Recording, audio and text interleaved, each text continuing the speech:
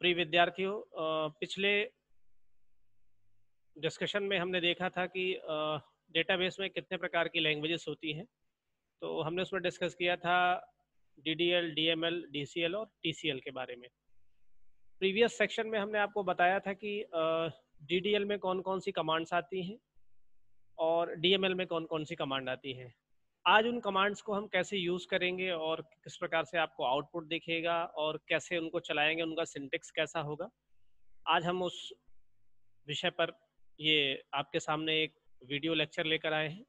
और निश्चित रूप से मुझे ये लग रहा है कि आपको ये जो मैं आज सेक्शन या जो आज का जो सेशन मैं लूँगा उससे आपको निश्चित रूप से लाभ मिलेगा। तो हम उस सेक्शन की ओर आगे बढ़ते हैं और आपके सामने हम ये PPT के रूप में आज प्रैक्टिकल DDL लैंग्वेजेस का स्टार्ट करते हैं।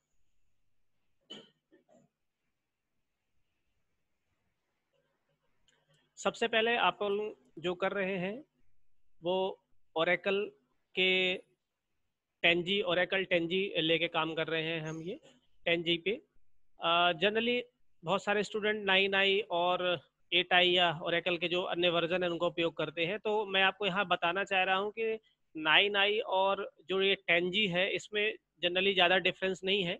सिर्फ डिफरेंसेस जो है वो एक स्क्रीन का दिखाई देगा। आप जब भी 9i या 8i का उपयोग करेंगे तो वहाँ आपको जो स्क्रीन दिखेगी वो वाइट कलर की दिखेगी, और जब आप 10G का उपयोग करेंगे तो एक ब्लैक कलर की स्क्रीन आपको दिखती है।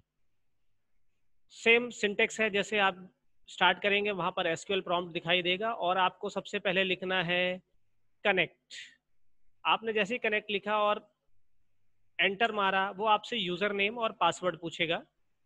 यूज़र नेम में आपको लिखना है सिस्टम और पासवर्ड में लिखना है 1 2 3।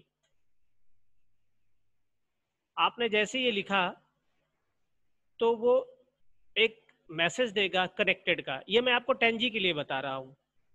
आपने अगर 9i या 8i का उपयोग किया है तो वहां पर आपको यूजर नेम स्कॉट और पासवर्ड में टाइगर लिखना है। फिर से मैं रिपीट कर रहा हूँ, आपको 9i में जब भी आप लॉगिन होंगे SQL पे तो आपको वहां यूजर नेम स्कॉट लिखना है SCOTT, और पासवर्ड में लिखना है आपको, पासवर्ड में क्या लिखना है, टाइगर, TIGER, टाइगर। आप जैसे लिखेंगे वो कनेक्टेड का आपको बता देगा। क्योंकि मैं काम यहाँ पर 10G में कर रहा हूँ इसलिए वो एक्सेप्ट नहीं करेगा। यहाँ उसका यूजर नेम और पासवर्ड अलग है, सिस्टम और 1 2 3।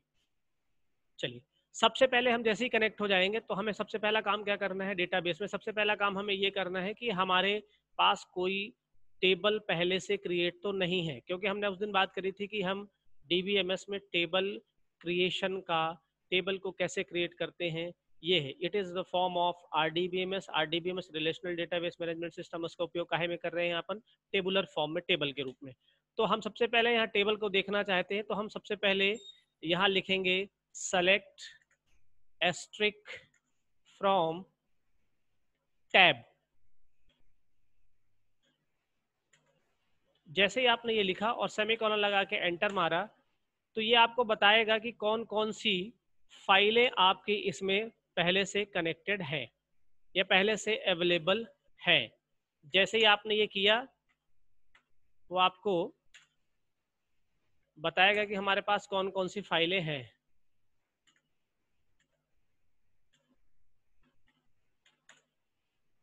ये देखिए स्क्रीन पर आपको टोटल 182 रोज सेलेक्टेड दिखाई दे रही हैं। ये सारी फाइलें या सारी टेबलें पहले से बनी हुई, इनके टाइप भी आपको डिफाइन होंगे। साइड में आप देखेंगे, राइट साइड में ये देखिए यहाँ पर टेबल टेबल टेबल दिख रहा है और सिनोनिम्स भी दिए हुए हैं।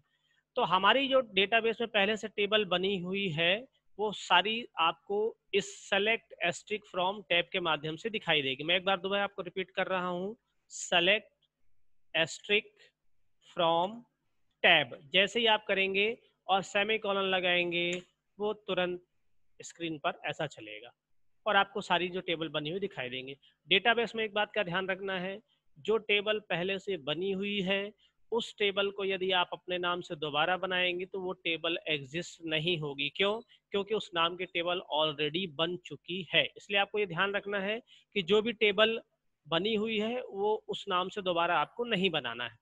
तो अब हम अपने मेन कॉन्सेप्ट पे आते हैं जिसका नाम था DDL कमांड, जिसपे हमने सबसे पहली कमांड बात करी थी क्रिएट की, कि क्रिएट कैसे करते हैं।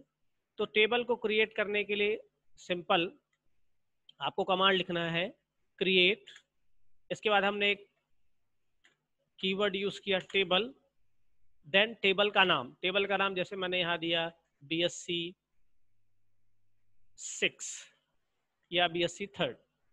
इसके बाद वो आपसे पूछेगा फील्ड नेम या कॉलम नेम। तो आपको कॉलम नेम देना है तो हम BSc 3rd में क्या रख सकते हैं, स्टूडेंट का रोल नंबर, रोल ले लिया, ये उसका डेटा टाइप दे दिया साथ में, ये हमने यहाँ उसका डेटा टाइप डिफाइन कर दिया। डेटाबेस में नम नहीं चलता है, पूरा नंबर लिखा जाता है, नंबर लिखेंगे और उसी के साथ विदाउट स्पेस आपको उसकी साइज डिक्लेयर कर देनी है। ये एक कॉलम का पूरा डिटेल हो गया जिसमें उसका कॉलम का नाम, कॉलम का डेटा टाइप और साथ में उसकी साइज हो गई।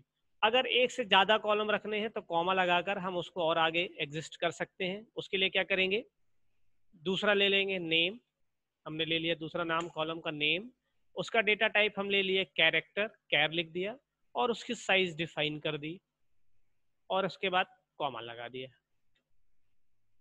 इसी प्रकार से हम आगे करते चलेंगे।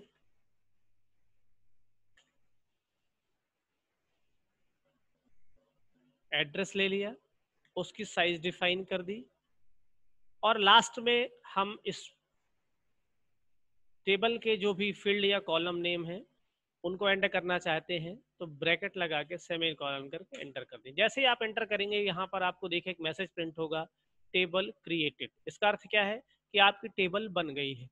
कई स्टूडेंट कंफ्यूज होते हैं कि हमने टेबल बना ली और जैसे ही एंटर किया टेबल क्रिएटेड का आ गया तो अब हमारी टेबल बन गई है। लेकिन मैं आपको यहाँ ये बताना चाहता हूँ कि यहाँ टेबल का सिर्फ स्ट्रक्चर डिफाइन हुआ है, टेबल पूरी तरह से कंप्लीट नहीं है। क्यों?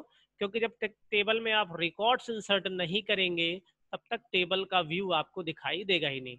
फॉर एग्जांपल जैसे मैंने ये बना लिया है, अब यदि मैं सेलेक्ट एस्ट्रिक फ्रॉम, टेबल का नाम देंगे हम BSc 3rd, तो आप देखिएगा वो नो रोज सेलेक्टेड बता रहा है। इसका अर्थ क्या हुआ, इसका अर्थ ये हुआ कि हमने टेबल का सिर्फ स्ट्रक्चर बनाया है, उसके अंदर कोई रिकॉर्ड्स हमने इंसर्ट नहीं किए हैं, जिस कारण से हमें टेबल का व्यू दिखाई नहीं दे रहा है। तो अब हम क्या करेंगे अब इस स्थिति में, अब हमें टेबल का स्ट्रक्चर देखना है तो उसके लिए आप लिखेंगे DESC, ये डिस्क्राइब का शॉर्ट फॉर्म होता है और इसके बाद टेबल का नाम देंगे।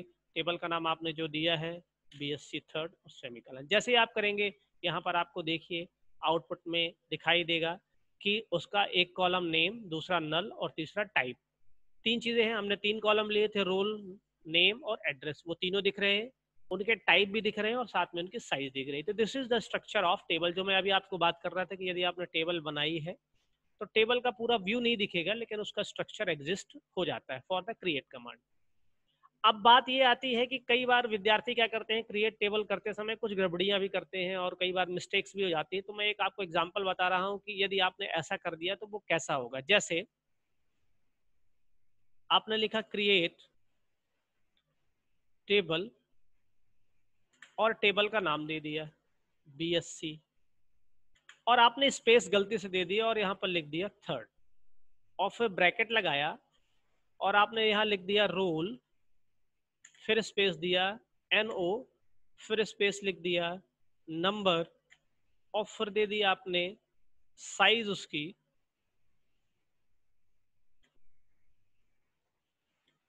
नेम कैर, उसकी साइज डिफाइन कर दी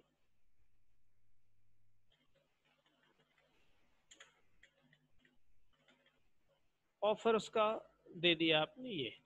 इसके बाद ब्रैकेट लगाया और सेमीकोलन कर एंटर। जैसे ही आप करेंगे वो एरर मैसेज प्रिंट कर रहा है। क्या मैसेज प्रिंट कर रहा है? मिसिंग और इनवैलिड ऑप्शन।